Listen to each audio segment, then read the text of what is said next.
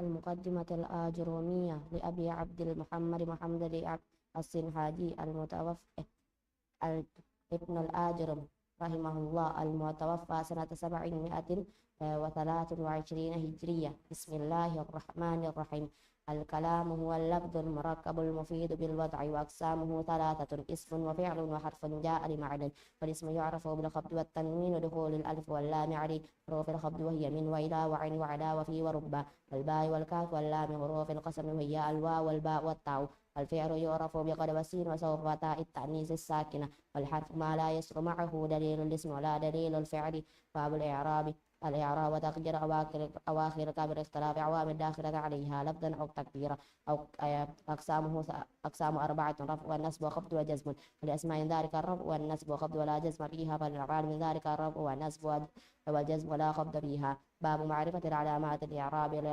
للرفع 4 علامات: الضمة والواو والألف والنون. أما الضمة فتكون علامة للرفع ب4 مواضع: بالاسم مفرد وجمع التكسير جمعا والسالم الفعل المضارع الذي لم يتصل بآخر شيء.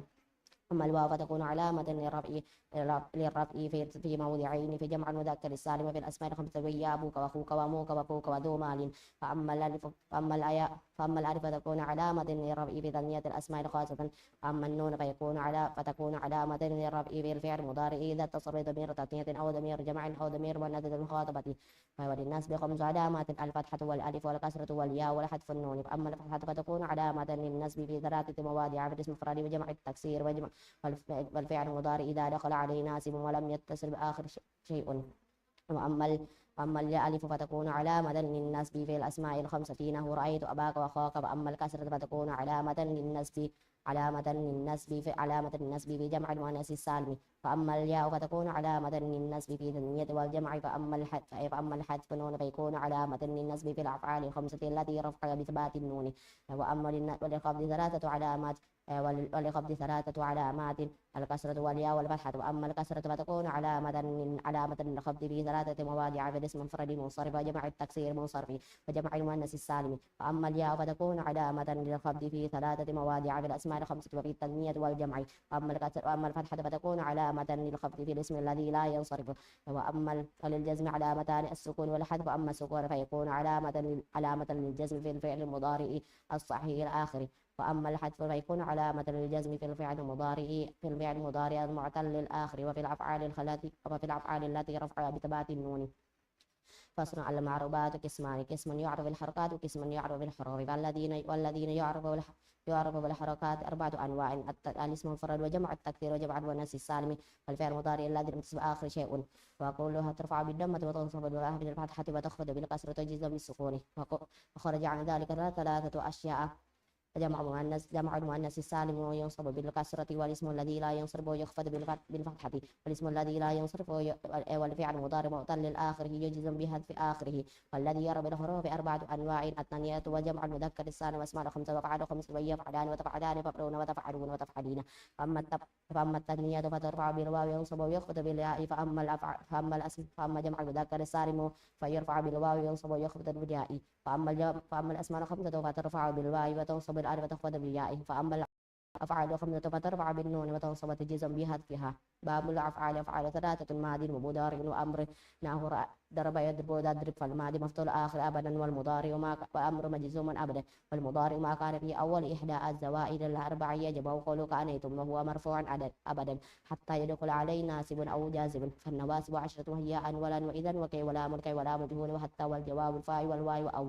والجواز 18: وهي ولما ولم أمر ودعاء وإن ومن ومهما وأي متى وإيانا أين وأن وحيثما وكيف وإذا في الشعر خاصة.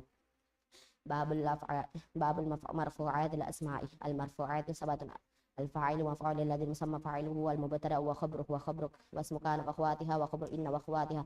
والتابع للمرفوع وهو 4 أشياء: النعت والعطف والتوكيد والبدل. باب الفاعل والاسم المرفوع المذكور قبله فعله، وهو على قسمين: ظاهر ومبطن. والظاهر نحو قولك قام زيد ويقوم زيد وقام زيدان ويقوم زيدان وقام زيدون ويقوم زيدون وقامت هند وتقوم هند وقامت هندان وتقوم هندان وقامت الهندات وتقوم الهندات وقامت الهنود ويقوم الهنود ويقوم أخوك ويقوم أخوك وقام غلام ويقوم غلام. والمدبر 12 نحو قولك ضربت وضربنا وضربت وضربت وضربت وضربت وضربا وضربت وضربا وضربوا وضربنا.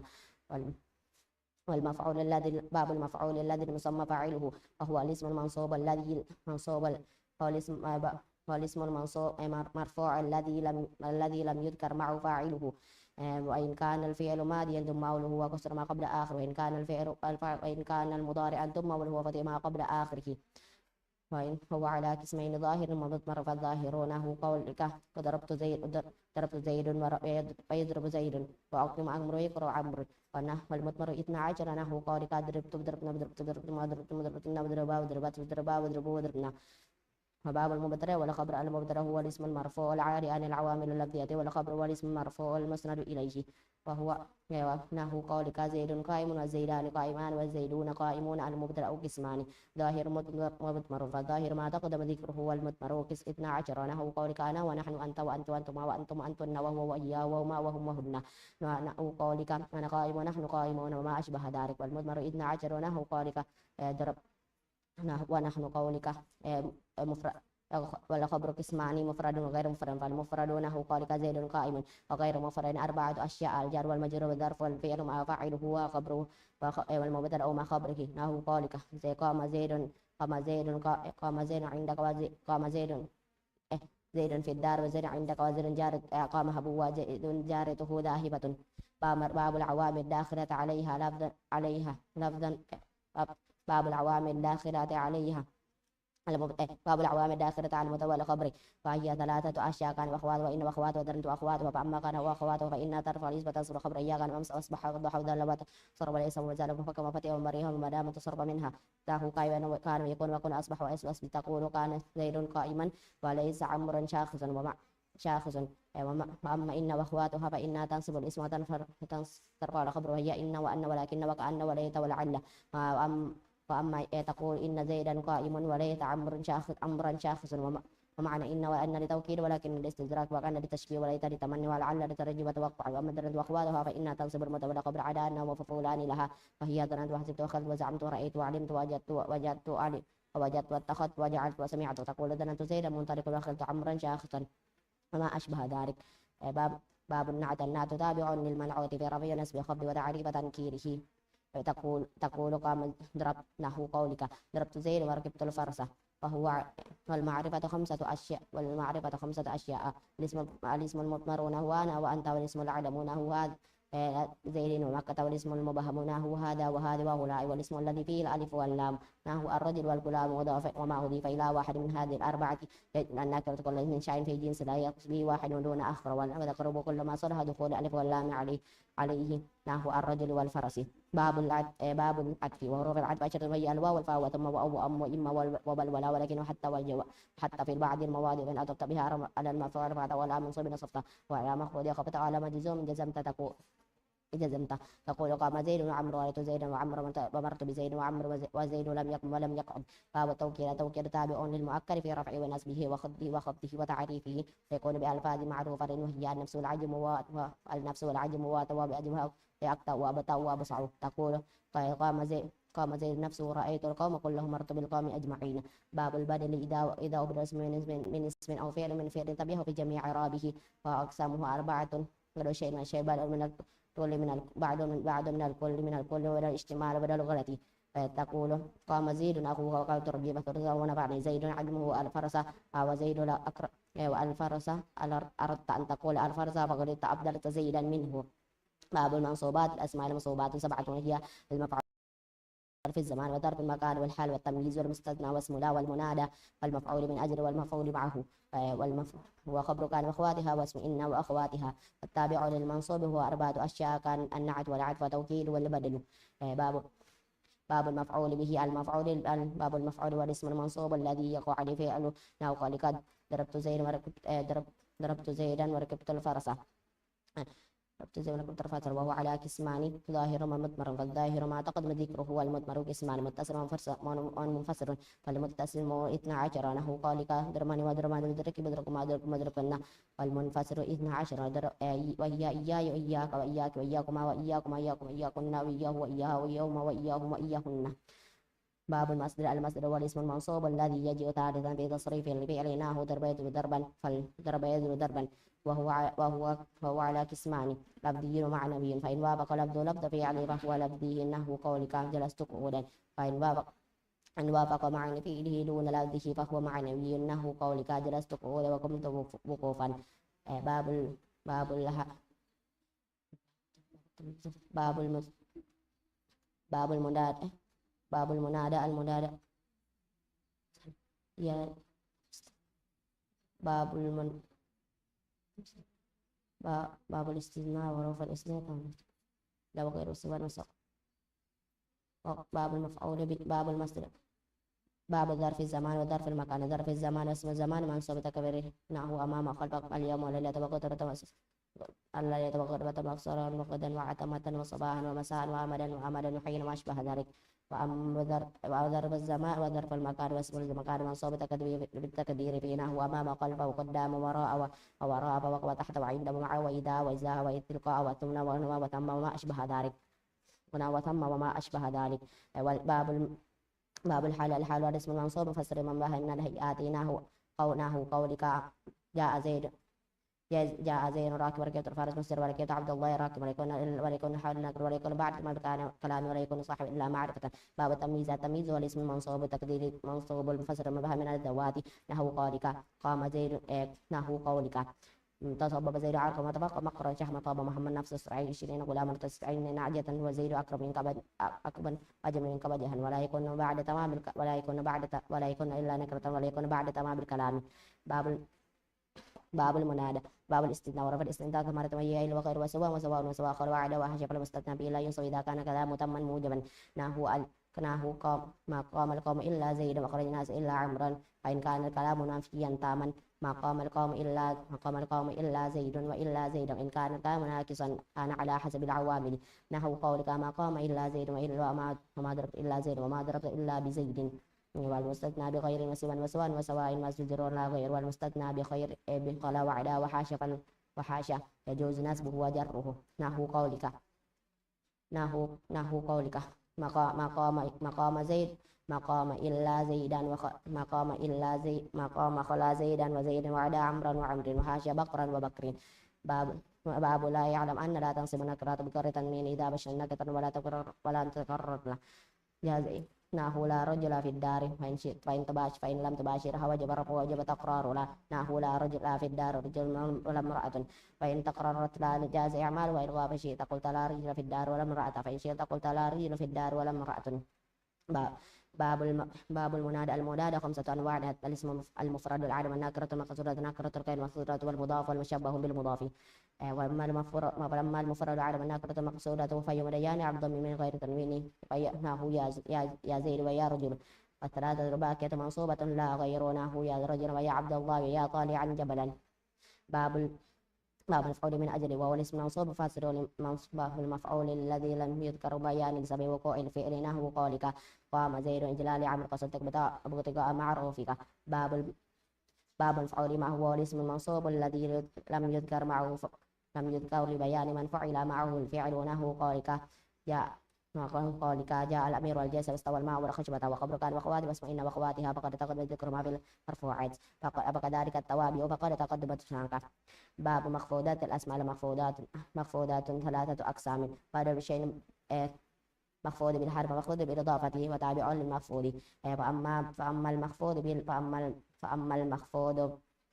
المخفوض بالحرف فهو ما يخفض بمن وإلى وعلى وفي وربا والباء والكاف واللام وبحروف القسم الواو والباء والتاء وبواو ربا ومنذ. وأما ما يخفض بالإضافة فنحو قولك غلام زيد زيد وهو على قسمين ما يقدر باللام وما يقدر بالميم. والذين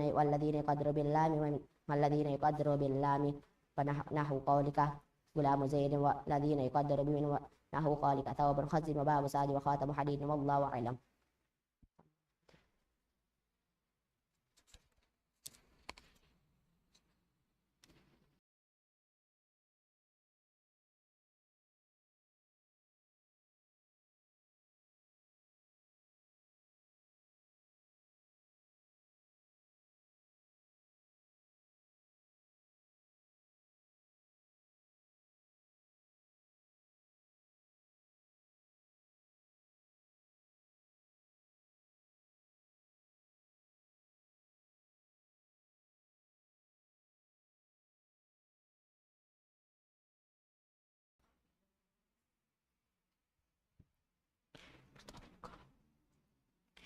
أعوذ نواكد الإسلام الإمام الدعوة الشيخ محمد عبد الوهاب سليمان التميمي رحمه الله المتوفى سنة 1206 هجرية. بسم الله الرحمن الرحيم. اعلم أن من أعظم نواكد الإسلام 10. الأول الشرك في عبادة الله تعالى، والدليل قوله تعالى: إن الله لا يغفر أن يشرك به ويغفر ما دون ذلك لمن يشاء، ومن الذبح لغير الله، من يذبح للجن أو للقبر. الثاني من جعله وبين الله وسائطا يدعوهم ويسألهم الشفاعة ويتوكل عليهم كفر إجماعا.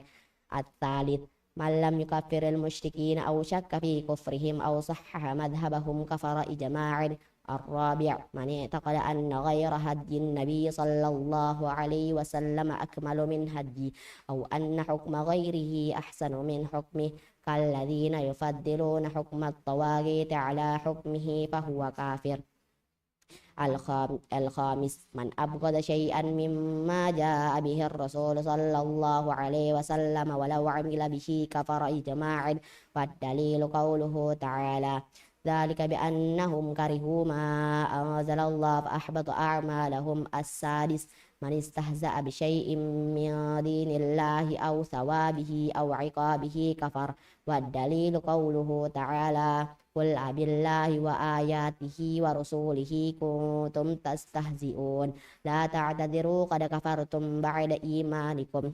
السابع السحر، ومنه الصرف والعطف، فمن فعله أو رضي به كفر، والدليل قوله تعالى: ما يعلمان من أحد حتى يقولا إنما نحن فتنة فلا تكفر. الثامن مظاهرة المشركين ومعاونتهم على المسلمين، والدليل قوله تعالى: ومن يتولهم منكم فإنه منهم إن الله لا يهدي القوم الظالمين. التاسع من اعتقد أن بعض الناس لا يجب عليه اتباع النبي صلى الله عليه وسلم، وأنه يسعه الخروج عن شريعة صلى الله عليه وسلم كما وسع الخضر الخروج عن شريعة موسى عليه السلام، فهو كافر. العاشر الإعراض عن دين الله لا يتعلمه ولا يعمل به، والدليل قوله تعالى: ومن أظلم مما ذكر بآيات ربه ثم أعرض عنها إنا من المجرمين منتقمون. ولا فرق في جميع هذه النواكد بين الهازل والجاد والخائف إلا المكره، كلها من أعظم ما يكون خطرا ومن أكثر ما يكون وقوعا، فينبغي للمسلمين أن يحذرها ويخاف منها على نفسه. نعوذ بالله من موجبات غضبه وأليم عقابه. صلى الله على نبينا محمد وعلى آله وصحبه وسلم. تم بحمد الله.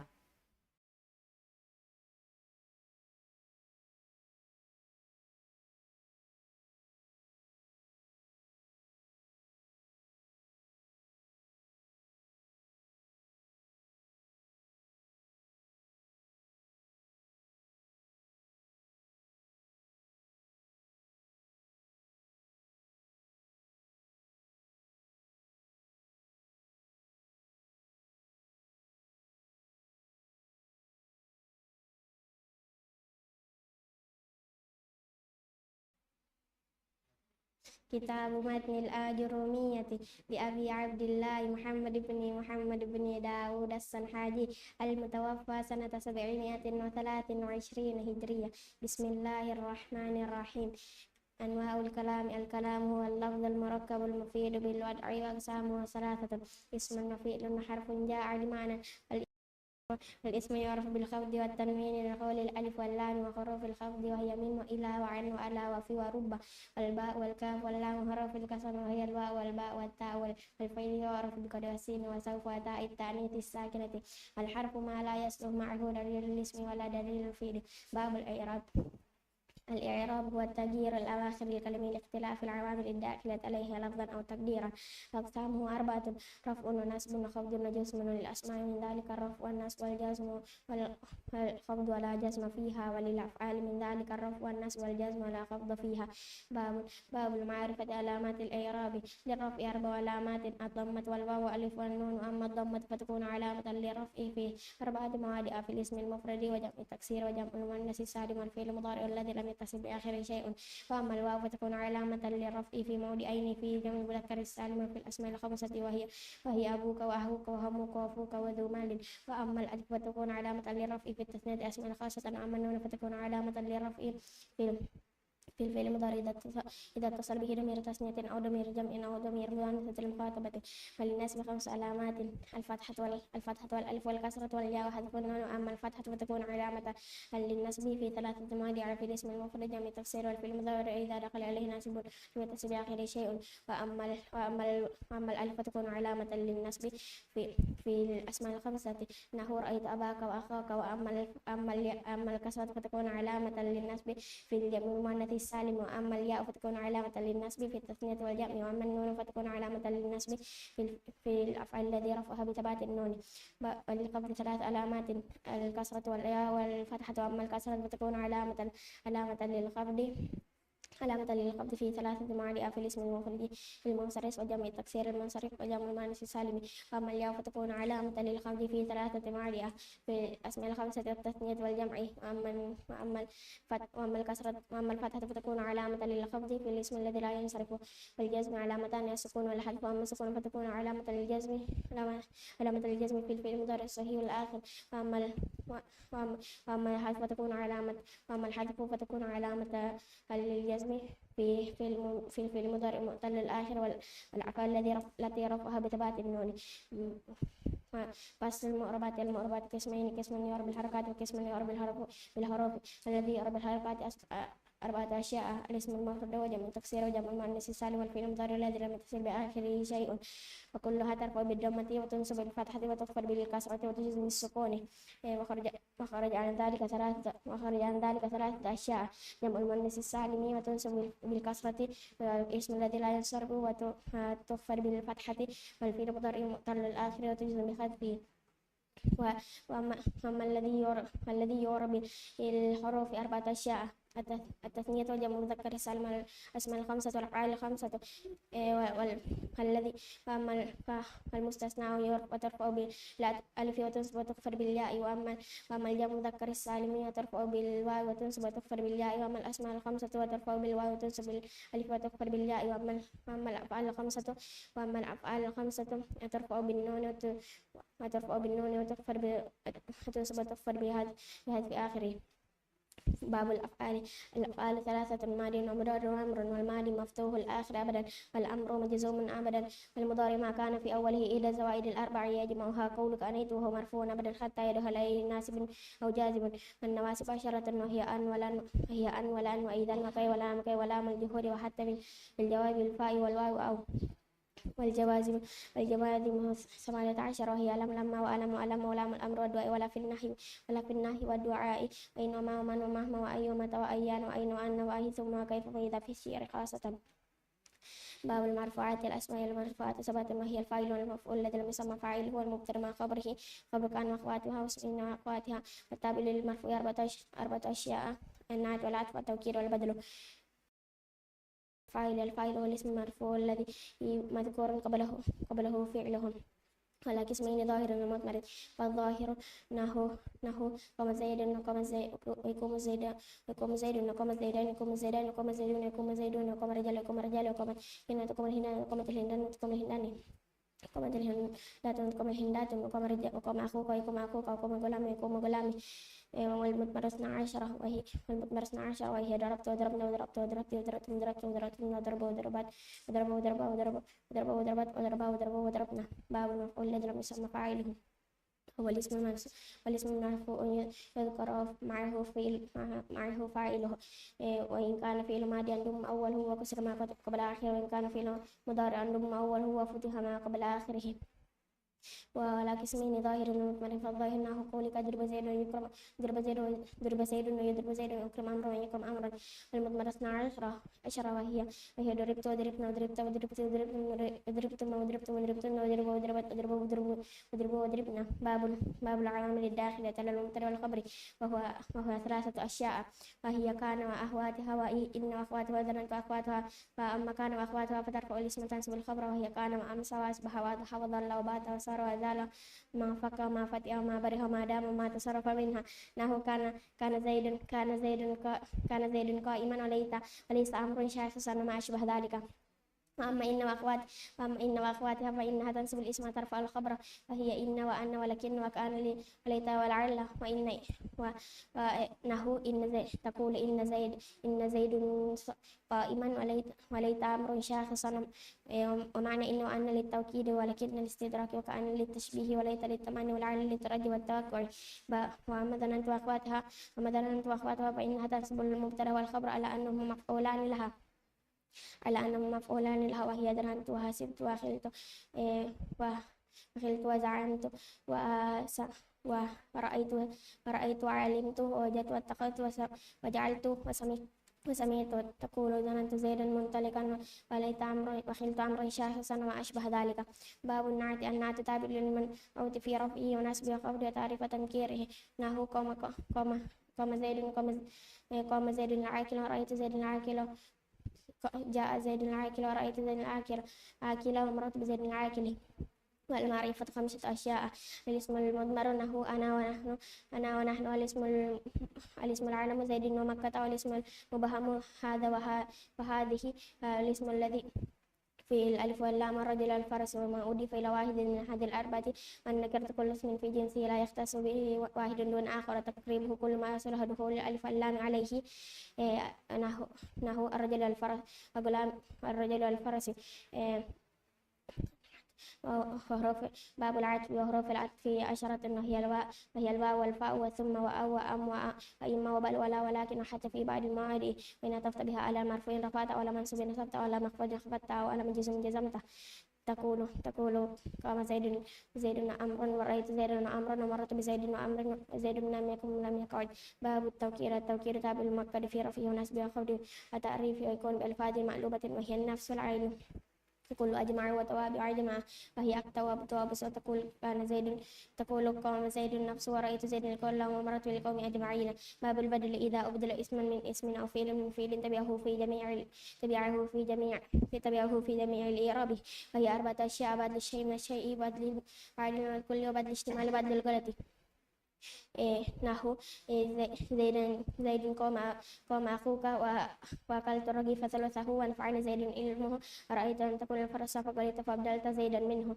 باب المنصوبات الأسماء المنصوبات 14 وهي المفعول به والمصدر والظرف الزمان والظرف المكاني الحال والتمييز والاستثناء واسم الله والمنادى والمفعول من أجل والمفعول معه. باب المفعول وخبر كان وأخواتها فإن كان أخواتها وإن أخواتها التابع للمنصوب 4 أشياء. النعت والعطف والتوكيد والبدل. باب المفعول به والاسم المنصوب الذي يقع عليه الفعل. نحو ضربت زيدا وركبت الفرس وهلا قسمين ظاهر ومضمر. فالظاهر ما تقدم ذكره والمضمر قسمين متصل ومنفصل. والمتصل 12 ضربني وضربنا وضربك وضربك وضربكما وضربكم وضربكن وضربه وضربها وضربهما وضربهم وضربهن. المنفصل 12 وهي إياي وإياك وإياك وإياكم وإياكم وإياكن وإياه إياها وإياهم وإياهم وإياهن. باب والمصدر والاسم المنصوب الذي يجيء ثالثا في تصريف الفعل. نحو ضرب يضرب واضرب. وعلى قسمين لفظي ومعنوي وإن وافق لفظ فعله وهو لفظي. نحو قتلته قتلا وإن وافق لفظه دون وإن وافق دون لفظه وهو معنوي. أنه جلست قعودا وقمت وقوفا. باب ظرف زمان وظرف مكان. ظرف زمان الظرف المكاني والاسم المكان ظرف الزمان والاسم الزمان بتقدير فيه نحو اليوم والليلة وتبكرة وسهرا وغدا وأتمة وصباحا ومساء وأبدا وأمدا وحينا وما أشبه ذلك. وأما ظرف المكان والاسم المكان بتقدير فيه نحو أمام وخلف ووراء وفوق وتحت وعند وما وتحت وعند وما وإذا وهذا وتلك وهنا وثم وما أشبه ذلك. باب الحال هو الاسم المنصوب الذي مفسر ما أنبه من الهيئات نحو جاء زيد راكبا وركبت الفرس مسرجا ولقيت عبد الله راكبا ولا يكون الحال إلا نكرة ولا يكون إلا بعد تمام الكلام ولا يكون صاحبها إلا معرفة. باب التمييز وهو الاسم المنصوب الذي مفسر ما أنبه من الذوات نحو يتسبب زيد أرقا نتبقى زيد شهما نطاب محمد نفسا واشتريت 20 غلاما وملكت 90 نعجة وزيد أكرم منك أبا وأجمل منك وجها ولا يكون إلا نكرة ولا يكون إلا بعد تمام الكلام. باب الاستثناء وحروف الاستثناء 8 وهي إلا وغير وسوى ونقل وعدها وحاشا والمستثنى إلا ينسب إذا كان كلمة موجبا نحو ما قام لكم إلا زيد وخرج الناس إلا عمرا إن كان الكلام منفيا تما جاز فيه البدل والناس على الاستثناء. نحو قولك ما قام لكم إلا زيد إن كان الكلام ناقصا كان على حسب العوامل نحو قولك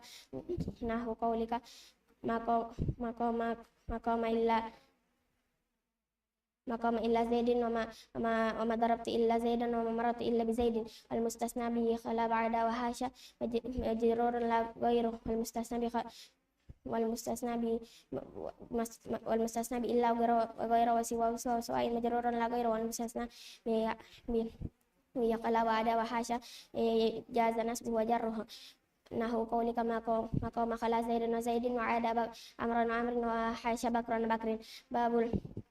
باب لا اعلم أن لا تنسب النكرة بغير تنوين إذا باشرت النكرة ولم تتكرر له نحو لا رجل في الدار ولا امرأة وإن لم تباشرها وجب التكرار له لا في الدار رجل ولا امرأة وإن لم تتكرر له جاز إعمالها وإلغاؤها فإن شئت قلت لا رجل في الدار ولا امرأة وإن شئت قلت لا رجل في الدار ولا امرأة. باب المنادى والمنادى 5 أشياء الاسم العلم والنكرة المكسورة والنكرة بغير مكسورة والمضاف والمشبه بالمضاف. أما الذي مفرد العلم والنكرة المكسورة فيبنيان على ضم من غير تنوين إنه يا رجل يا زيد ويا رجل الثلاثة الباقية منصوبة لا غير نحو يا رجلا ويا عبد الله ويا طالعا جبلا. باب المفعول من أجل والاسم منصوب الذي يذكر بيانا لسبب الوقوع الفعل نحو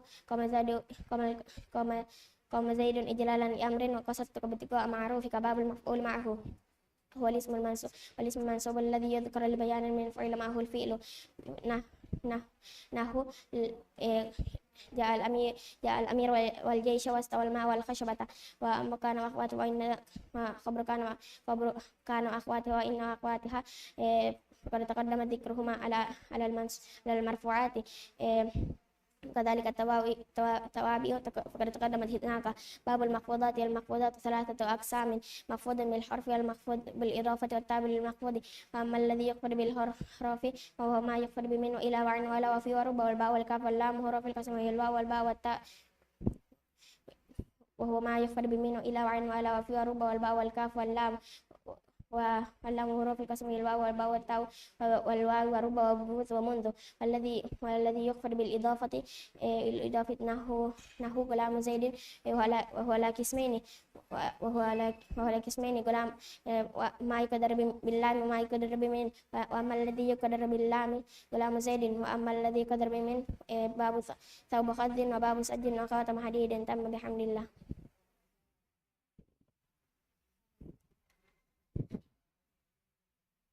عواقد الإسلام لإمام الدعوة الشيخ محمد بن عبد الوهاب بن سليمان التميمي رحمه الله المتوفى سنة 1206 هجرية. بسم الله الرحمن الرحيم. اعلم أن من أعظم عواقد الإسلام 10. الأول الشرك في عبادة الله تعالى والدليل قوله تعالى إن الله لا يغفر أن يشرك به ويغفر ما دون ذلك لمن يشاء. ومنه الذبح لغير الله كمن يذبح للجن أو للقبر. الثاني من جعل بينه وبين الله وسائطا يدعوهم ويسألهم الشفاعة ويتوكل عليهم كفر إجماعا. الثالث من لم يكفر المشركين أو شك في كفرهم أو صحح مذهبهم كفر إجماعا. الرابع من يعتقد أن غير هدي النبي صلى الله عليه وسلم أكمل من هديه أو أن حكم غيره أكمل من حكمه كالذين يفضلون حكم الطاغوت على حكمه فهو كافر. الخامس من أبغض شيئا مما جاء به الرسول صلى الله عليه وسلم ولو عمل به كفر إجماعا. والدليل قوله تعالى ذلك بأنهم كرهوا ما أنزل الله فأحبط أعمالهم. السادس من استهزأ بشيء من دين الله أو ثوابه أو عقابه كفر. والدليل قوله تعالى قل أبالله وآياته ورسوله كنتم تستهزئون لا تعتذروا قد كفرتم بعد إيمانكم. السابع السحر ومنه الصرف والعطف فمن فعله أو رضي به كفر. والدليل قوله تعالى فما يعلمان من أحد حتى يقولا إنما نحن فتنة فلا تكفر. الثامن مظاهرة المشركين ومعاملتهم على المسلمين. والدليل قوله تعالى ومن يتولهم منكم فإنه منهم إن الله لا يهدي القوم الظالمين. التاسع من اعتقد أن بعض الناس لا يجب عليه اتباع النبي صلى الله عليه وسلم وأنه يسعه الخروج عن شريعة موسى عن شريعته صلى الله عليه وسلم كما وسع قدر الخروج عن شريعة موسى عليه السلام وهو كافر. العاشر الإعراض عن دين الله لا يتعلمه ولا يعمل به. والدليل قوله تعالى فمن أظلم مما ذكر بآيات ربه ثم أعرض عنها إنا من المجرمين منتقمون. ولا فرق في جميع هذه النواقض بين الهازل والجاد والخائف إلا المكره فكلها من أعظم ما يكون خطرا ومن أكثر ما يكون وقوعا فينبغي للمسلم أن يحذرها ويخاف منها على نفسه. نعوذ بالله من موجبات غضبه وعليم عقابه. صلى الله على نبينا محمد وعلى آله وصحبه وسلم تم بحمد الله.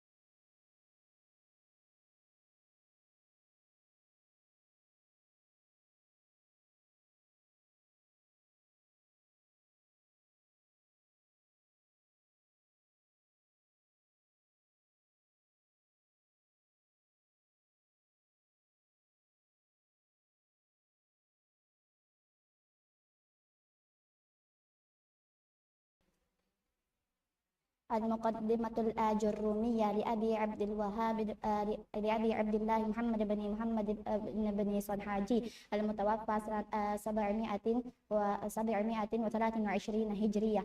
بسم الله الرحمن الرحيم. الكلام هو اللفظ المركب المفيد بالوضع وأقسامه ثلاثة اسم وفعل حرف جاء مؤنث فالاسم يعرف بالخفض والتنوين والصاد الألف واللام حرف الخفض ومن وإلى وعن وعلى وفي ورب والباء والكاف وحروف القسم هي الواو والباء والتاء والفعل يعرف بكسر والسين وسوف تأتي التانيث الساكنة والحرف ما لا يصله معه. دليل الاسم ودليل الفعل باب الإعراب والإعراب وتقدير واخر الكلمة الاختلاف وعوامل اختيارها لفظة أو تقديرا أقسمها أربعة رفع مناسب وخفض وجزم فالأسماء من ذلك الرفع والنسب والخفض والجزم ولا خفض فيها وللأفعال من ذلك الرفع والنسب والجزم ولا خفض فيها باب معرفة علامة الإعراب للرفع علامة العدمة والواو ألف والنون فمن ضبط فتكون علامة الرفع في أربعة مواضيع في الاسم المفرد المنصرف في الاسم المفرد بجمع التكسير وجمع المناسب والفعل المضارع الذي يمتص بآخر شيء وأما الواو تكون علامة للرفع في مواضعين في جمع وذكر سالم وفي الأسماء الخمسة وأبوك وأخوك وأمك وأبوك وذو مال وأما الألف فتكون علامة للرفع في تنزيل الأسماء خاصة وأما النون فتكون علامة للرفع في الفعل المضارع إذا اتصل به ضمير تنية أو ضمير جمع أو ضمير مؤنث مخاطبة باب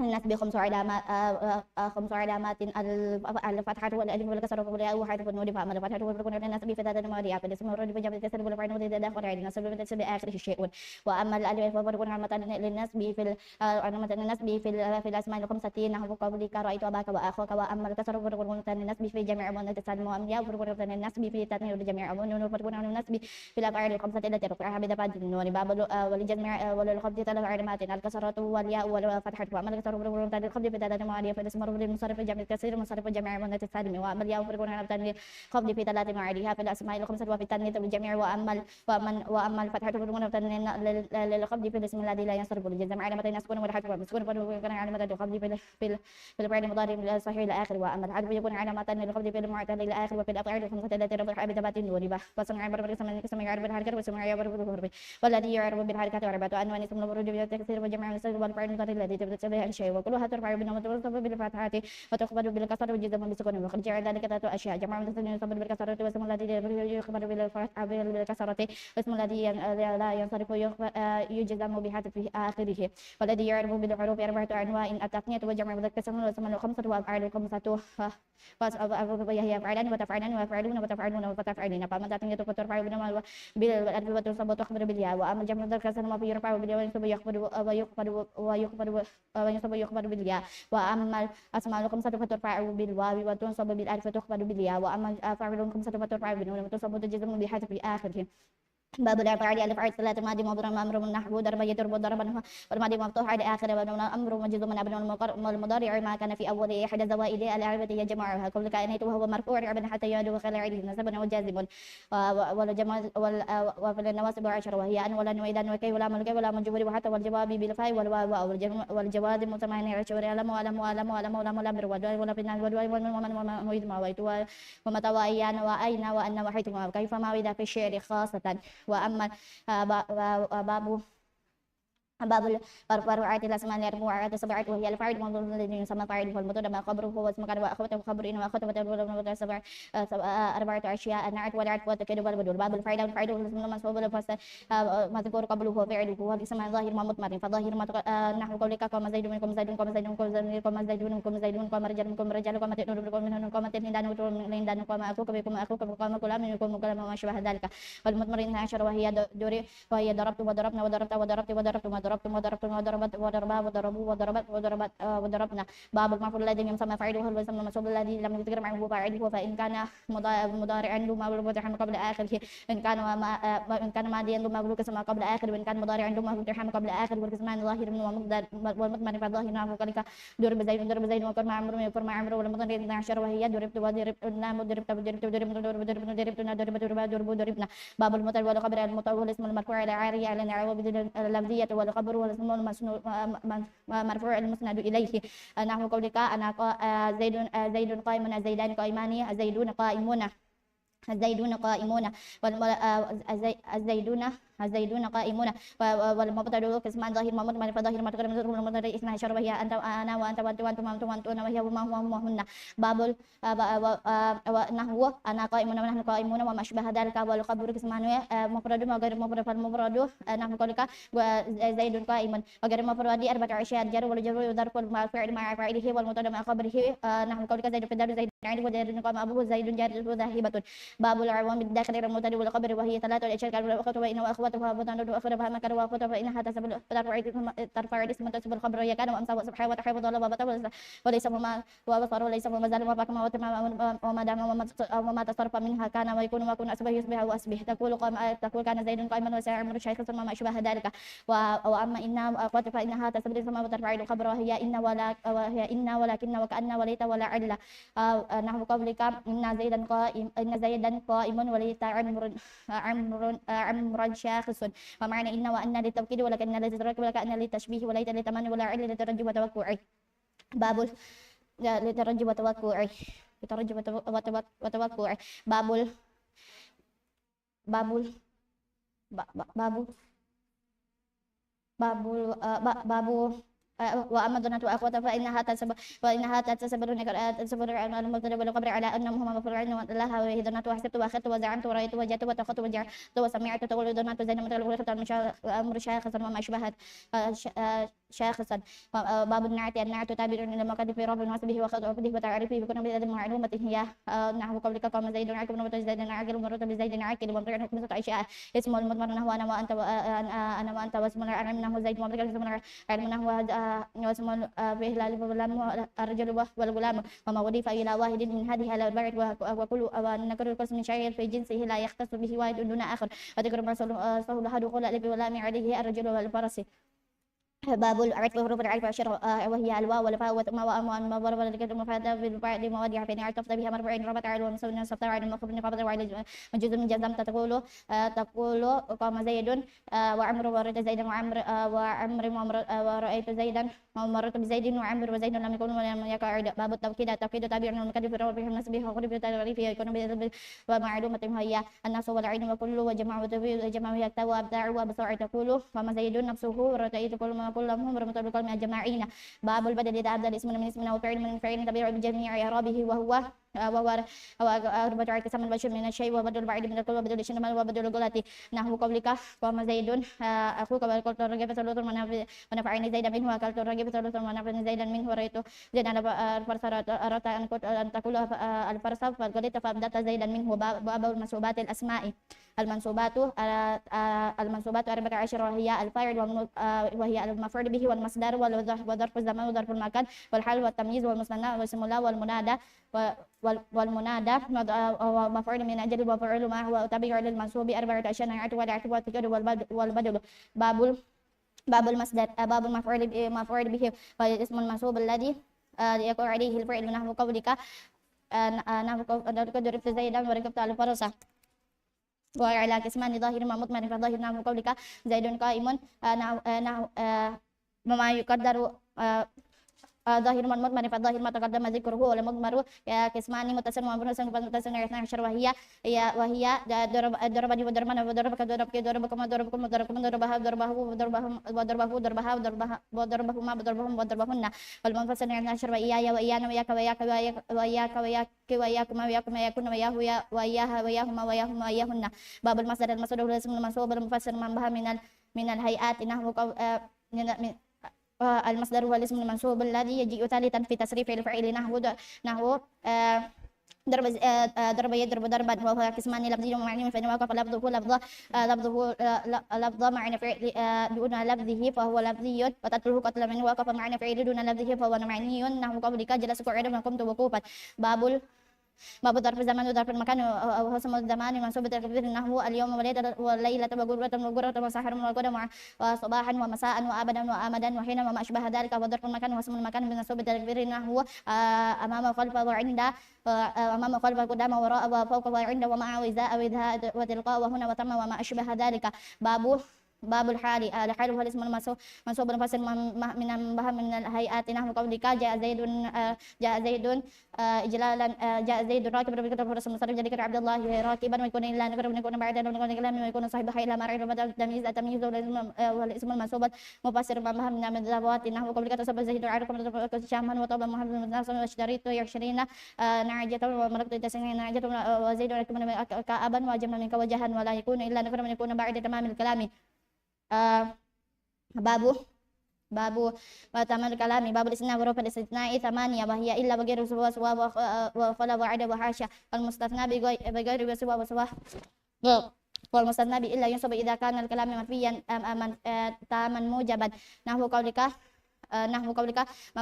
ما قام القوم إلى زيد مخرج الناس إلى عمرو من كان كلام فيه تاما جاز به البدل نسب على الاستثناء نحو قولك ما قام إلى زيد وما ضربت إلا زيدا وما مررت وإلا زيدا وإن كان ناقصا كان على حسب العوامل نحو قولك ما قام إلا زيد وما ضربت إلا زيد وما ضربت إلا بزيد والمثنى إلا وجر سوا مجرور لا جر والمثنى بقول وعدا وحاشا يجوز نسبه وجره نحو قولك ما قام القوم خلا زيد وزيد وعدا وعمر وعمر وحاشا بكر وبكر بكر وبكر بكر وبكر باب باب لا اعلم أن لا تنسب النكرات بغير التنوين إذا باشرت النكرة ولم تكرر لا نحو لا رجل في الدار وإن لم تباشر وجب الرب وجب تكرار لا في الدار رجل ولا امرأة وإن لم تباشرها وإن شئت قلت جاز إعمالها وإن تكررت لا جاز إعمالها والغوها وإن شئت قلت لا رجل في الدار ولا امرأة وإن شئت قلت لا رجل في الدار ولا امرأة باب المنادى المنادى 5 أشياء المفرد علم والنكرة المقصودة والنكرة المقصودة والمضاف والمشبه بالمضاف فيبين فأما المفرد العلم والنكرة غير مسودة فيبينان على الضم من غير تمييز إذا باشرت النكرة نحو يا زيد ويا رجل وثلاثة الباقيات منصوبة غيره نحو يا زيد يا رجل ويا عبد الله طالعا جبلا باب مفعول من أجل وهو اسم المنصوب الذي يذكر بيانا لسبب وقوع الفعل نحو جاء نحو قام زيد إجلالا لعمر وقصدت بطغاء معروفك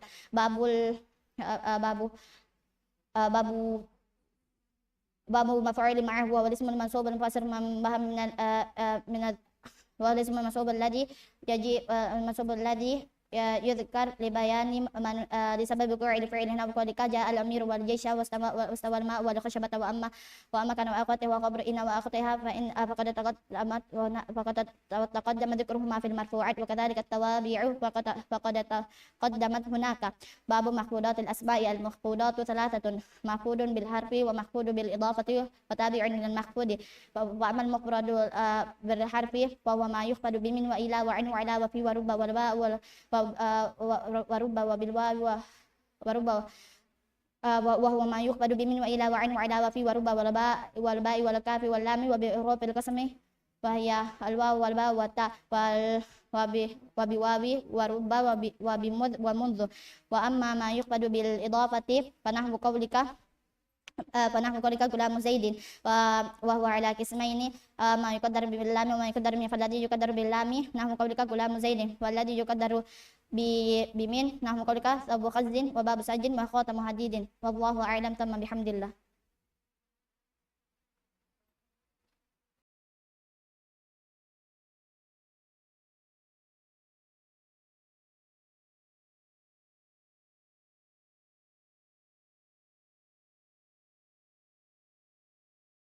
واكد الإسلام لإمام الدعوة الشيخ محمد بن عبد الوهاب بن سليمان التميمي رحمه الله المتوفى سنة 1206 هجرية. بسم الله الرحمن الرحيم. اعلم أن من أعظم نواقض الإسلام 10. الأول الشرك في عبادة الله تعالى والدليل قوله تعالى إن الله لا يغفر أن يشرك به ويغفر ما دون ذلك لمن يشاء ومنه الذبح لغير الله كمن يذبح للجن أو للقبر.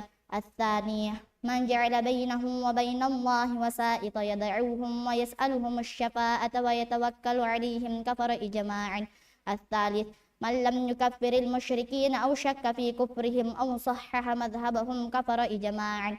الرابع من اعتقد أن غير هدي النبي صلى الله عليه وسلم أكمل من هديه أو أن حكم غيره أحسن من حكمه كالذين يفضلون حكم الطواغيت على حكمه فهو كافر. الخامس من أبغض شيئا مما جاء به الرسول صلى الله عليه وسلم ولو عمل به كفر إجماعا. والدليل قوله تعالى ذلك بأنهم كرهوا ما أنزل الله فأحبط أعمالهم. السادس من استهزأ بشيء من دين الله أو ثوابه أو عقابه كفر. والدليل قوله تعالى قل أبالله وآياته ورسوله كنتم تستهزئون لا تعتذروا قد كفرتم بعد إيمانكم. السابع السحر ومنه الصرف والعطف ومن فعله أو رضي به كفر. والدليل قوله تعالى وما يعلمان من أحد حتى يقولا إنما نحن فتنة فلا تكفر. الثامن مظاهرة المشركين ومعاونتهم على المسلمين. والدليل قوله تعالى ومن يتولهم منكم فإنه منهم إن الله لا يهدي القوم الظالمين.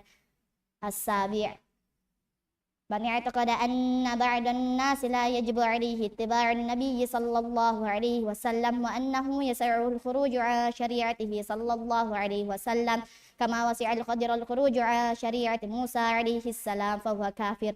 العاشر الإعراض عن دين الله لا يتعلمه ولا يعمل به. والدليل قوله تعالى ومن أظلم ممن ذكر بآيات ربه ثم أعرض عنها إن من المجرمين منتقمون.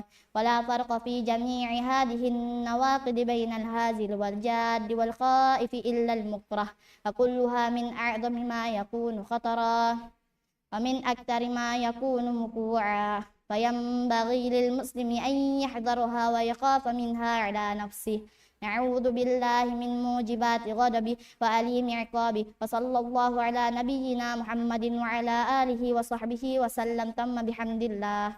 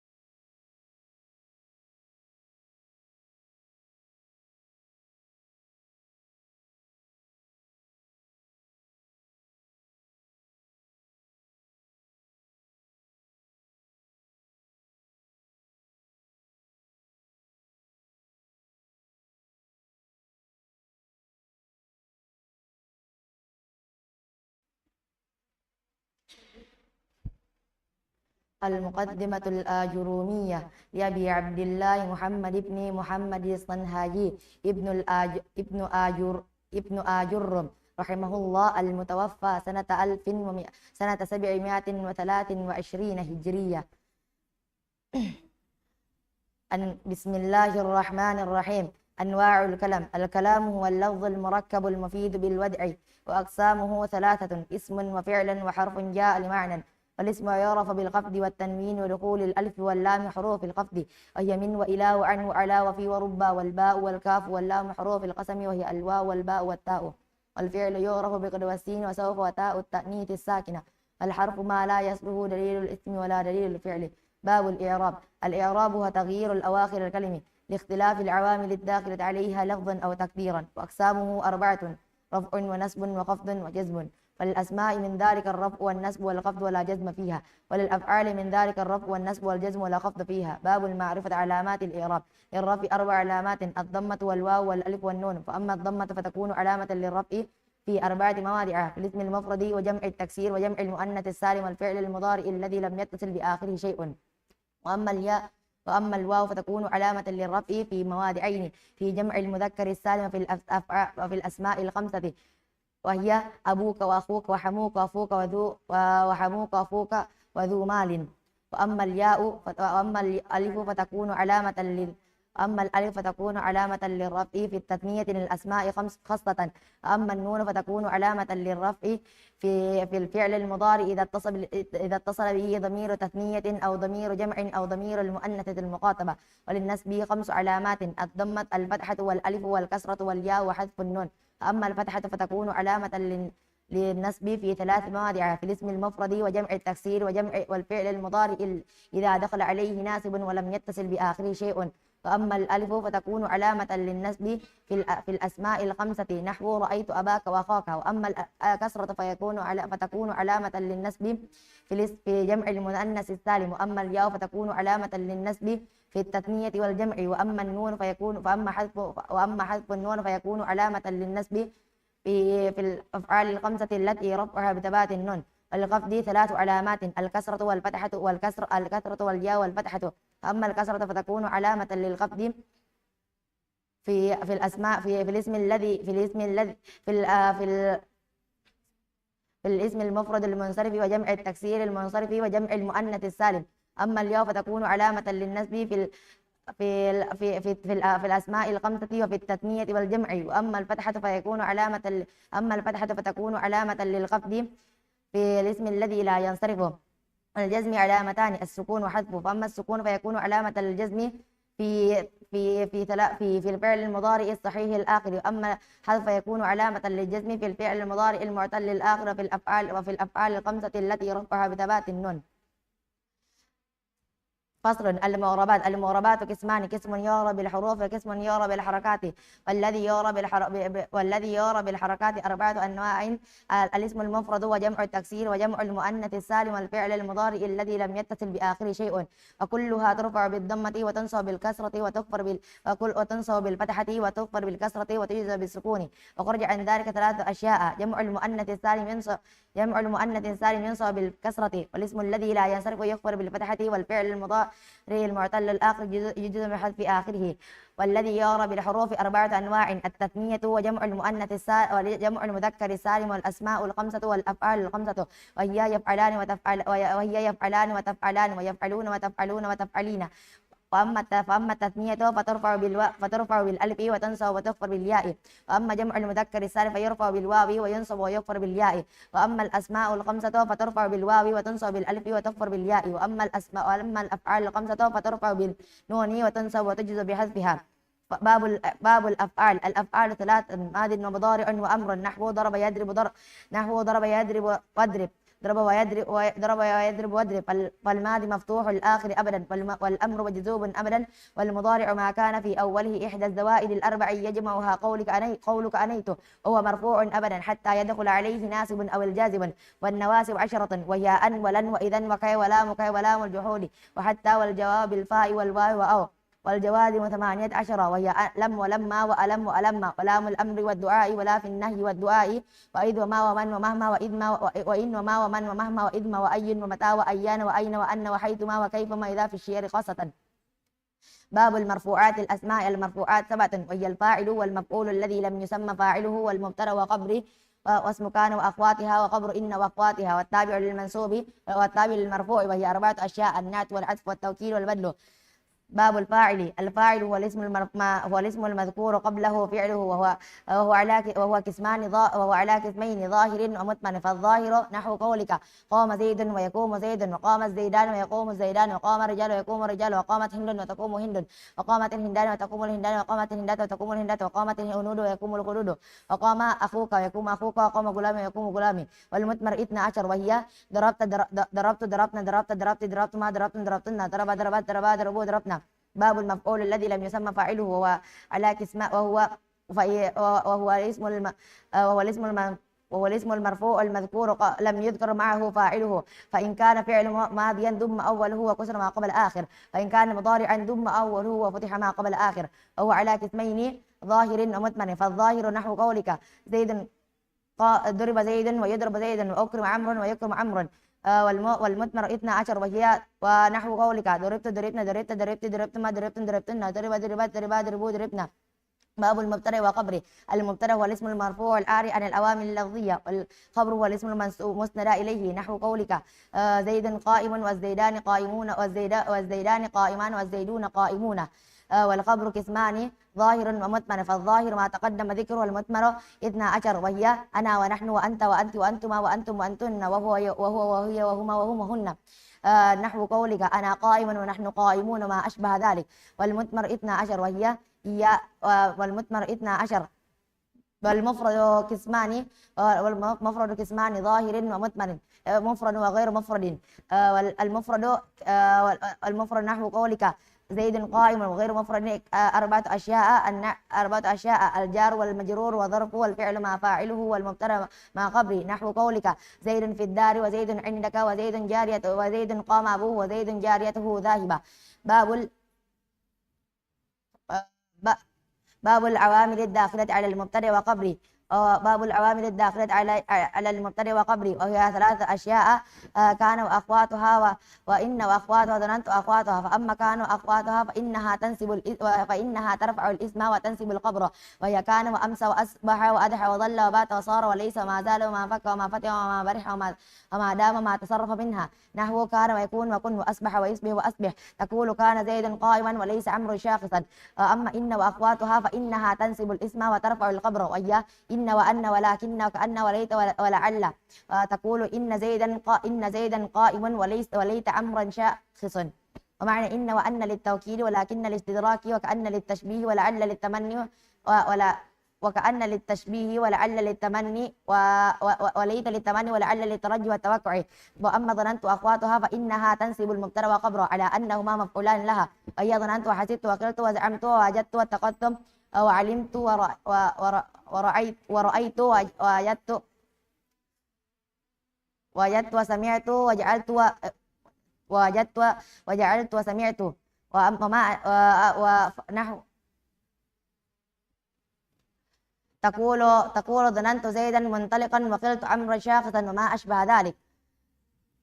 باب النعت تابع للمنعوت في رفعه ونسبه وخفضه وتعريفه وتنكيره.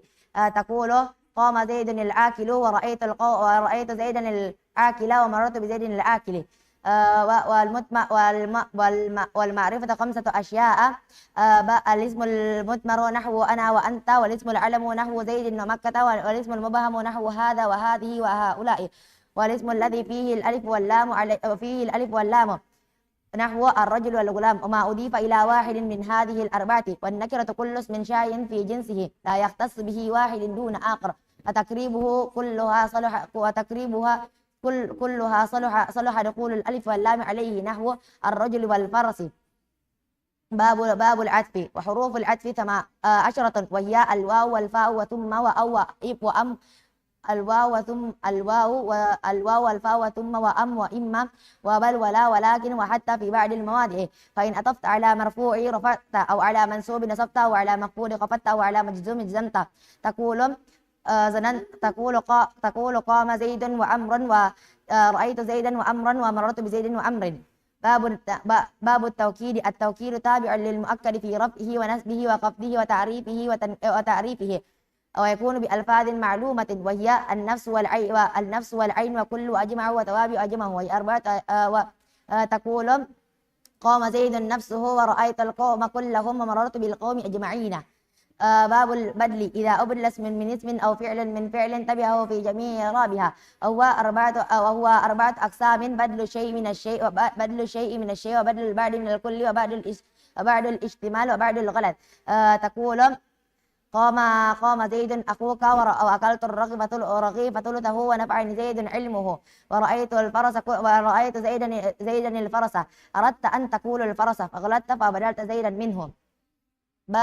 باب المنسوبات. الأسماء. المنسوبات 14، وهي المفعول به والمصدر وظرف الزمان وظرف المكان والحال والتمييز واسم لا والمنادى وخبر كان وأخوات والمفعول من أجله والمفعول معه وخبر كان وأخواتها واسم إن وأخواتها والتابع للمنسوب، وهي 4 أشياء: النعت والعطف والتوكيد والبدل. باب المفعول به، وهو الاسم المرفوع العارف، وهو الاسم وهو الاسم المنسوب الذي يقع عليه الفعل. نحو ضربت زيدا وركبت الفرس. وهو قسمان: ظاهر ومثمر. فالظاهر ما تقدم ذكره، والمثمر قسمان: متصل ومنفصل. المتصل 12، وهي ضربني وضربنا وضربك وضربك وضربني وضربنا وضربك وضربك وضربكما وضربكم وضربكن وضربه وضربها وضربهما وضربهم وضربهن والمنفصل 12 وهي إياي وإياك وإياك وإياكما وإياكم وإياكن وإياه وإياها وإياهما وإياهم وإياهن.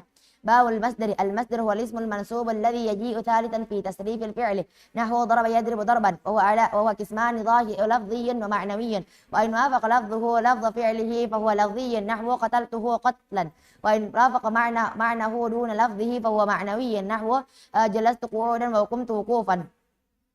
باب الحال. الحال باب ظرف الزمان وظرف المكان. ظرف الزمان والاسم الزماني منصوب بتقدير فيه، نحو اليوم والليلة وغدوة وبكرة وسحارا وغدا وأتمتا وصباحا ومساء وأملا وحيدا وما أشبه ذلك. وظرف المكان والاسم المكان منصوب بتقدير فيه، نحو أمام وخلف وقدم ووراء وفوق وتحت وعند ومع وإزاء وحذاء وتلقاء وثم وهنا وثم وما أشبه ذلك. باب الحال. الحال والاسم المنصوب المفسر لما انبه من الهيئات، نحو قولك جاء زيد راكبا وركبت الفرس مسرجا ولقيت عبد الله راكبا. ولا يكون الحال إلا نكرة ولا يكون إلا بعد تمام الكلام ولا يكون صاحبها إلا معرفة. باب التمييز. التمييز هو الاسم المنصوب الذي يجيء والاسم المنصوب المفسر لما انبه من الذوات، نحو قولك تصبب زيد عرقا وتفكى بكر شحما وطاب محمد نفسا واشتريت 20 غلاما وملكت 90 نعجة وزيد أكرم منك أبا وأجمل منك وجها. ولا يكون إلا نكرة ولا يكون إلا بعد تمام الكلام. باب الاستثناء. وحروف الاستثناء 8 وهي إلا وغير وسوى وسواء وخلا وعدا وحاشا. فالمستثنى بإلا ينصب إذا كان الكلام تما موجبا. نحو قام القوم إلا زيدا وخرج الناس إلا عمرا. إن كان الكلام منفيا تما جاز فيه البدل والنسب على الاستثناء، نحو قولك ما قام القوم إلا زيد وإلا زيدا.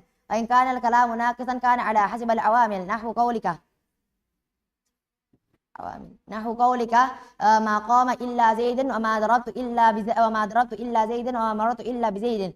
فالمستثنى بغيري وسوى وسواء مجرور لا غيره، والمستثنى بخلا وعدا وحاشا يجوز نصبه وجره، نحو قولك قام القوم خلا زيدا وزيد وعدا عمرا وعمر وحاشا بكرا وبكر.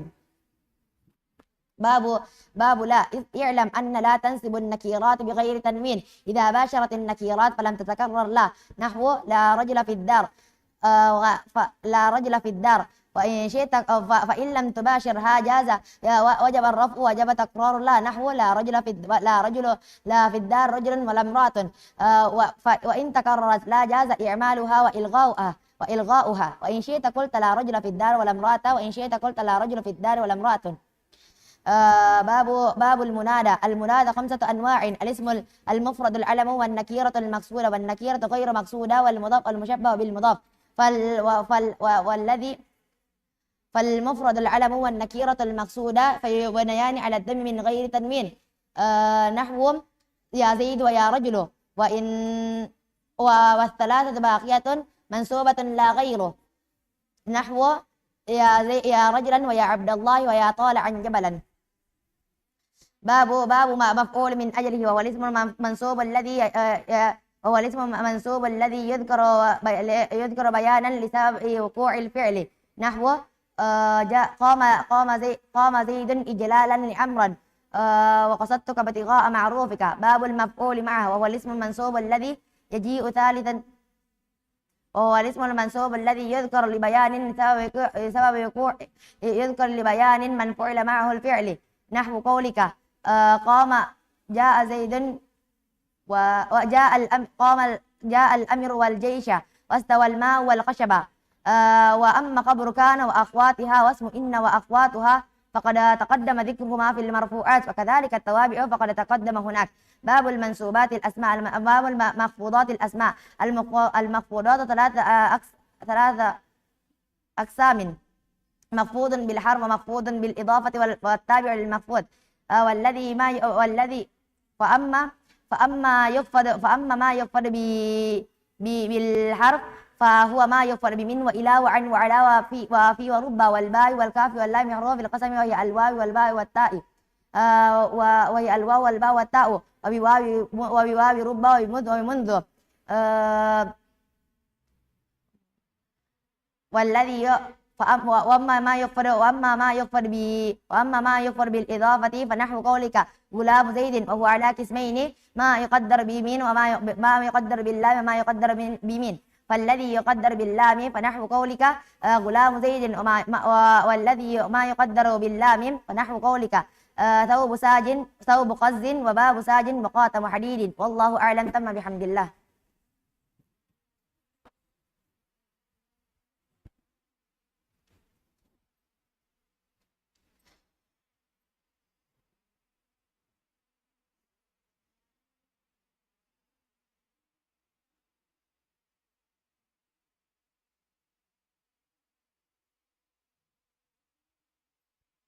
نواقض الإسلام لإمام الدعوة الشيخ محمد بن عبد الوهاب بن سليمان التميمي رحمه الله المتوفى سنة 1206 هجرية.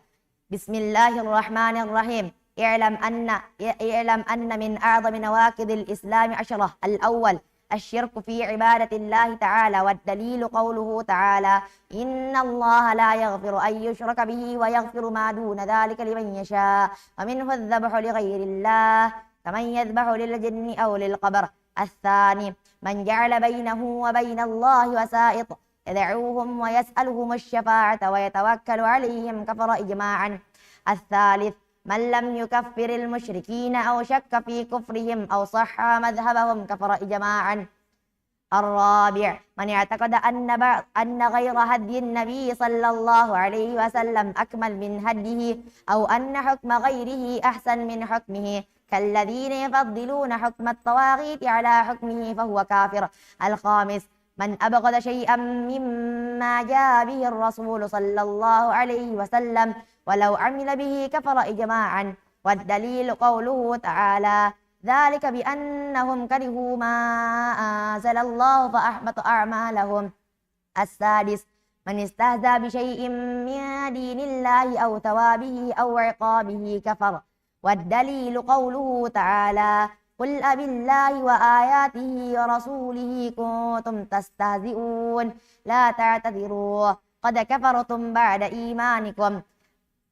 السابع السحر ومنه الصرف والعد فما فعله أو رضي به كفر. والدليل قوله تعالى وما يعلمان من أحد حتى يقولا إنما نحن فتنة فلا تكفر. الثامن مظاهرة المشركين ومعاونتهم على المسلمين. والدليل قوله تعالى ومن يتولهم منكم فإنه منهم إن الله لا يهدي القوم الظالمين.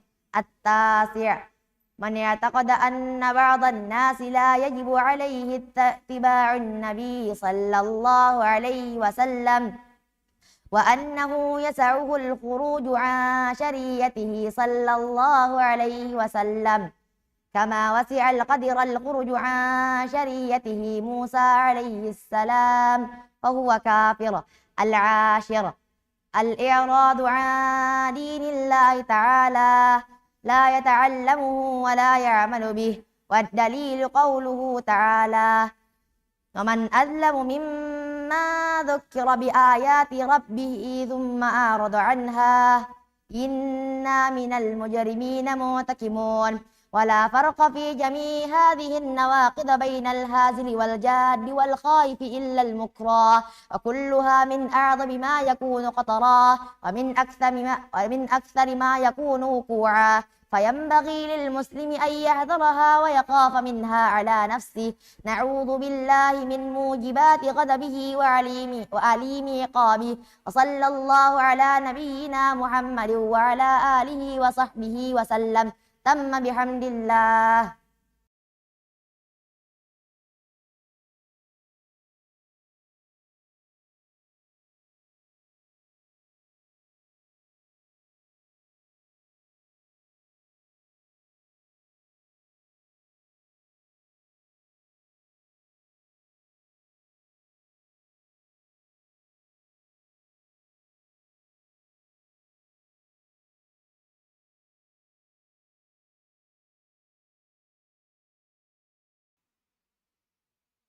نواقض الإسلام لإمام الدعوة الشيخ محمد بن عبد الوهاب بن سليمان التميمي رحمه الله المتوفى سنة 1206 هجرية.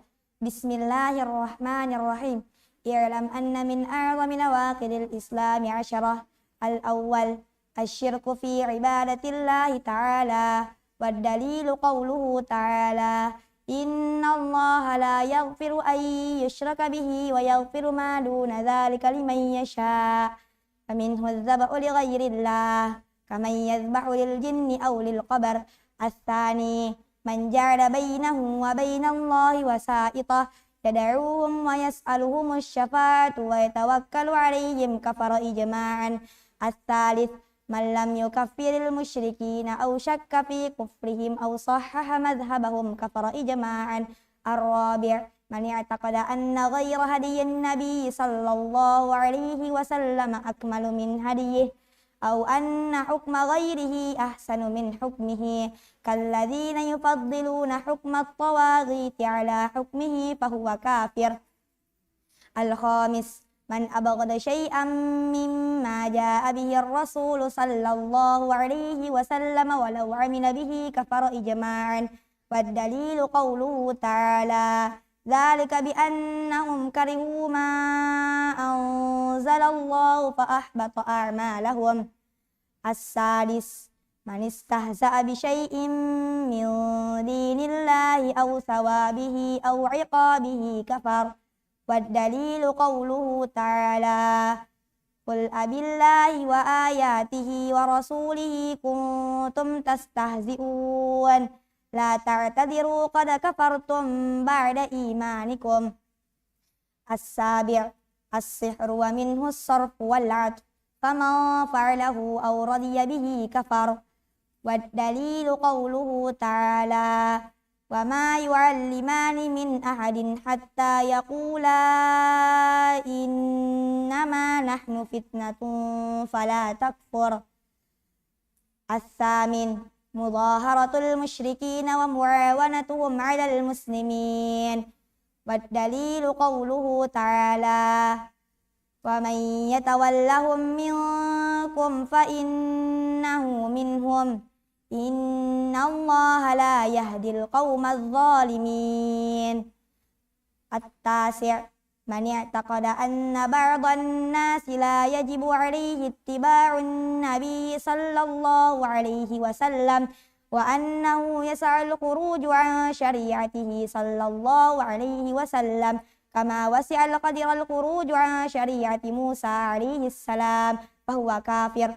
العاشر الإعراض عن دين الله لا يتعلمه ولا يعمل به. والدليل قوله تعالى: ومن أظلم مما ذكر بآيات ربه ثم أعرض عنها إنا من المجرمين منتقمون. ولا فرق في جميع هذه النواقض بين الهازل والجاد والخائف إلا المكره، فكلها من أعظم ما يكون خطرا ومن أكثر ما يكون وقوعا، فينبغي للمسلم أن يحذرها ويخاف منها على نفسه. نعوذ بالله من موجبات غضبه وعليم عقابه. وصلى الله على نبينا محمد وعلى آله وصحبه وسلم. تم بحمد الله.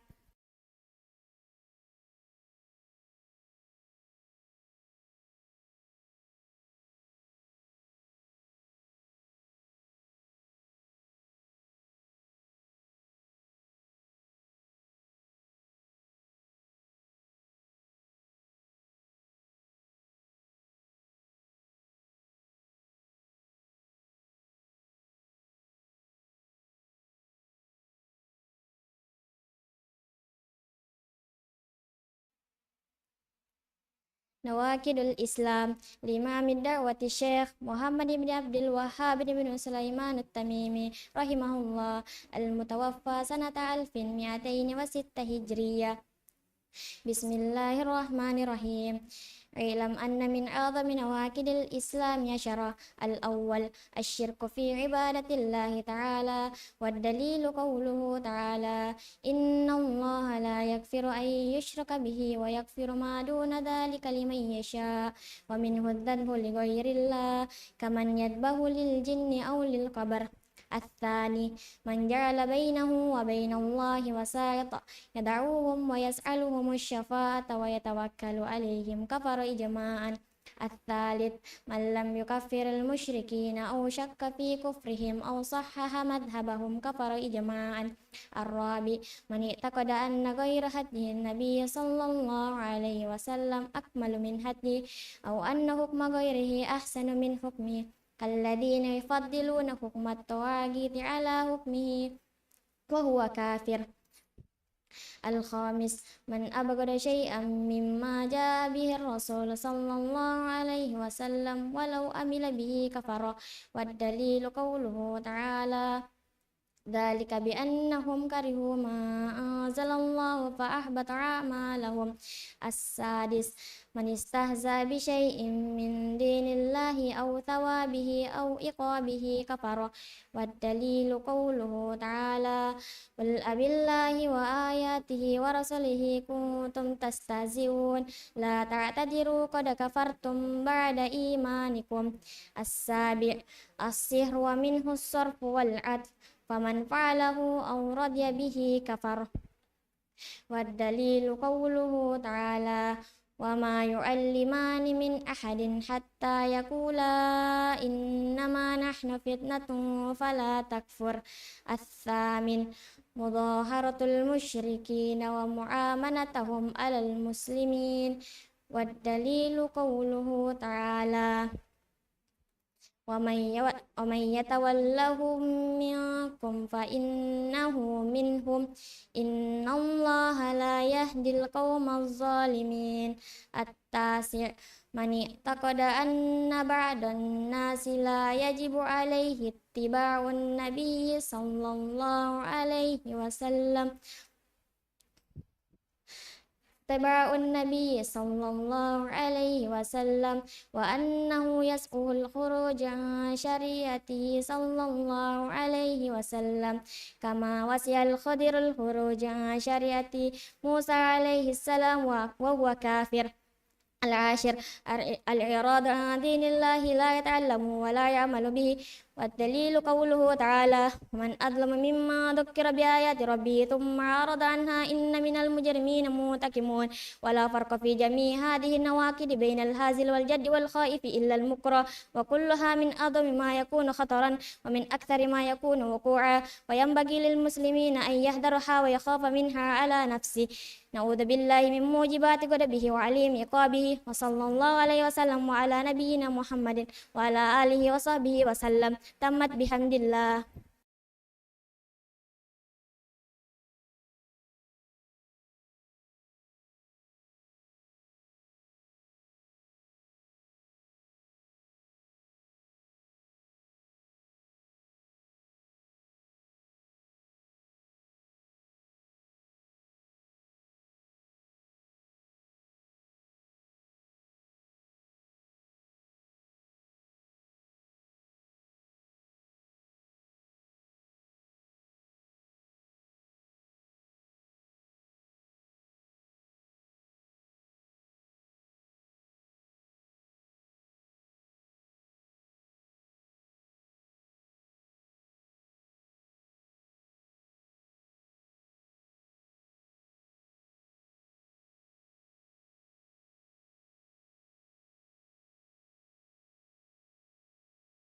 نواقض الإسلام لإمام الدعوة الشيخ محمد بن عبد الوهاب بن سليمان التميمي رحمه الله المتوفى سنة 1206 هجرية.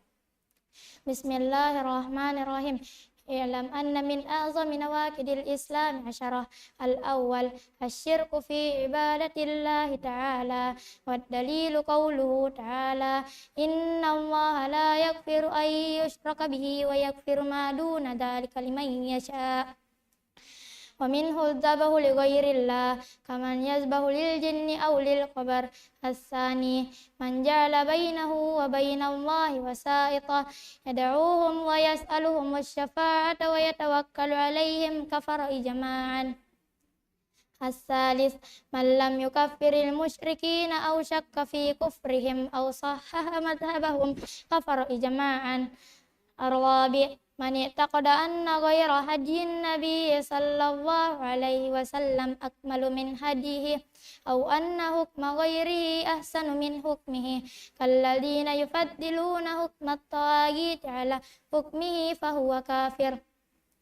الخامس من أبغض شيئا مما جاء به الرسول صلى الله عليه وسلم ولو عمل به كفر إجماعا. والدليل قوله تعالى ذلك بأنهم كرهوا ما أنزل الله فأحبط أعمالهم. السادس من استهزأ بشيء دين الله أو ثوابه أو عقابه كفر. والدليل قوله تعالى قل أبالله وآياته ورسوله كنتم تستهزئون لا تعتذروا قد كفرتم بعد إيمانكم. السابع السحر ومنه الصرف والأدب فمن فعله أو رضي به كفر. والدليل قوله تعالى وما يعلمان من أحد حتى يقولا إنما نحن فتنة فلا تكفر. الثامن مظاهرة المشركين ومعاونتهم على المسلمين. والدليل قوله تعالى وما يتولهم منكم فإنه منهم إن الله لا يهدي القوم الظالمين.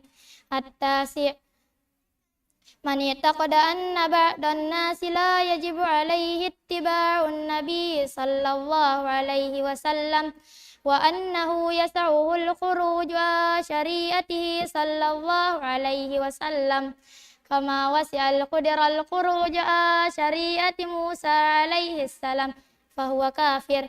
العاشر الإعراض عن دين الله لا يتعلمه ولا يعمل به. والدليل قوله تعالى ومن أظلم مما ذكر بآيات ثم أعرض عنها إن من المجرمين مرتكبون. ولا فرق في جميع هذه النواكد بين الهازل والجد والخائف إلا المكره وكلها من أعظم ما يكون خطرا ومن أكثر ما يكون وقوعا فينبغي للمسلم أن يحذرها ويخاف منها على نفسه. نعوذ بالله من موجبات غضبه وعليم عقابه. وصلى الله على نبينا محمد وعلى آله وصحبه وسلم تم بحمد الله.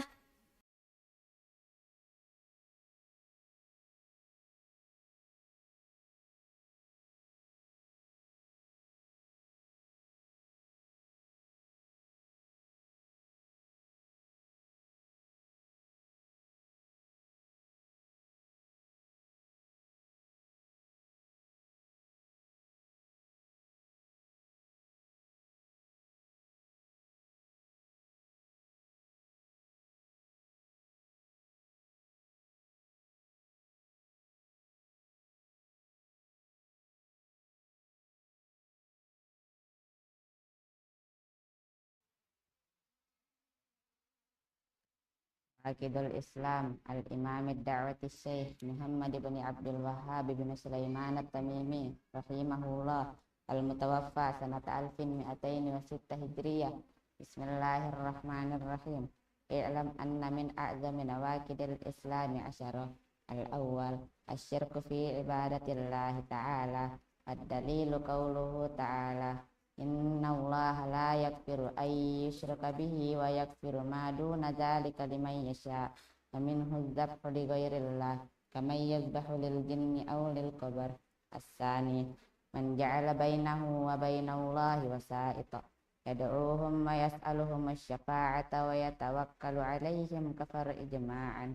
As-salis man lam yukaffiril musyrikina aw syakka fi kufrihim aw sahhaha madhhabahum kafara ijma'an.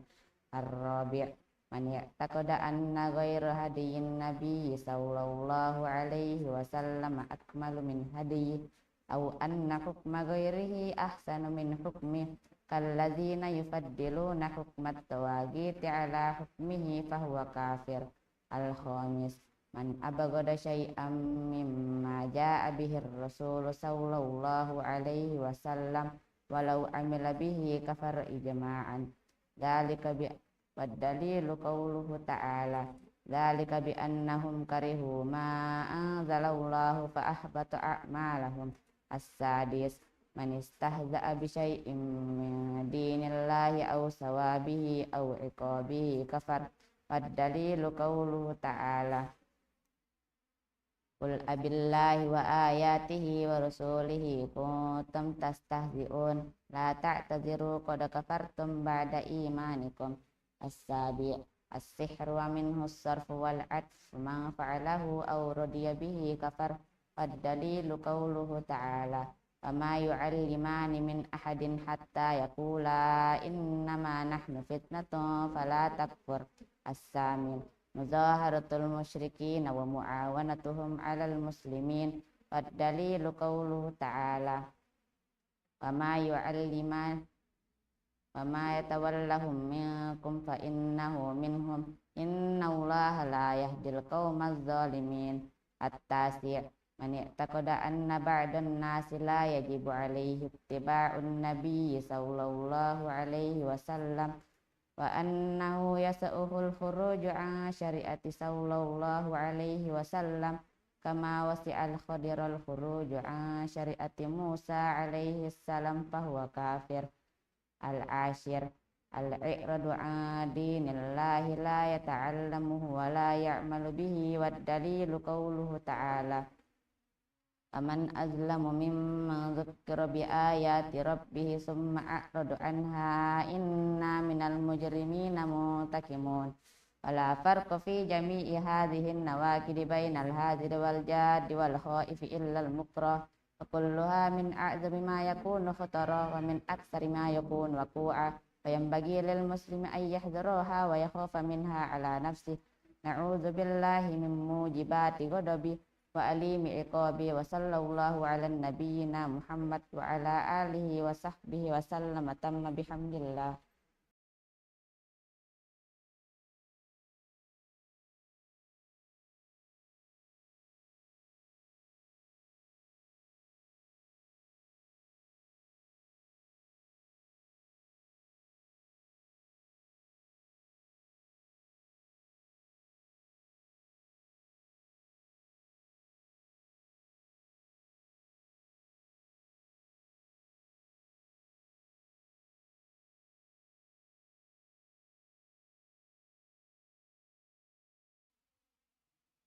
عواقد الإسلام لإمام الدعوة الشيخ محمد بن عبد الوهاب بن سليمان التميمي رحمه الله المتوفى سنة 1206 هجرية. بسم الله الرحمن الرحيم. اعلم أن من أعظم نواقض الإسلام 10. الأول الشرك في عبادة الله تعالى. والدليل قوله تعالى إن الله لا يغفر أن يشرك به ويغفر ما دون ذلك لمن يشاء ومنه الذبح لغير الله فمن يذبح للجن أو للقبر. الثاني من جعل بينه وبين الله وسائط يدعوهم ويسألهم الشفاعة ويتوكل عليهم كفر إجماعا. الثالث من لم يكفر المشركين أو شك في كفرهم أو صحح مذهبهم كفر إجماعا. الرابع من اعتقد أن غير هدي النبي صلى الله عليه وسلم أكمل من هديه أو أن حكم غيره أحسن من حكمه كالذين يفضلون حكم التواغيت على حكمه فهو كافر. الخامس من أبغض شيئا مما جاء به الرسول صلى الله عليه وسلم ولو عمل به كفر إجماعا. والدليل قوله تعالى ذلك بأنهم كرهوا ما أنزل الله فأحبط أعمالهم. السادس من استهزأ بشيء من دين الله أو ثوابه أو عقابه كفر. والدليل قوله تعالى قل أبالله وآياته ورسوله كنتم تستهزئون لا تعتذروا قد كفرتم بعد إيمانكم. السابع السحر ومنه الصرف والعدل فمن فعله أو رضي به كفر. والدليل قوله تعالى وما يعلمان من أحد حتى يقولا إنما نحن فتنة فلا تكفر. الثامن مظاهرة المشركين ومعاونتهم على المسلمين. والدليل قوله تعالى ومن يتولهم منكم فإنه منهم إن الله لا يهدي القوم الظالمين. التاسع من اعتقد أن بعض الناس لا يجب عليه اتباع النبي صلى الله عليه وسلم وأنه يسعه الخروج عن شريعته صلى الله عليه وسلم كما وسع القدر الخروج عن شريعة موسى عليه السلام فهو كافر. العاشر الإعراض عن دين الله لا يتعلمه ولا يعمل به. والدليل قوله تعالى ومن أظلم مما ذكر بآيات ربه ثم أعرض عنها إنا من المجرمين منتقمون. ولا فرق في جميع هذه النواكب بين الهازل والجد والخائف إلا المكره وكلها من أعظم ما يكون خطرا ومن أكثر ما يكون وقوعا فينبغي للمسلم أن يحذرها ويخاف منها على نفسه. نعوذ بالله من موجبات غضبه وأليم عقابه. صلى الله على نبينا محمد وعلى آله وصحبه وسلم. تم بحمد الله.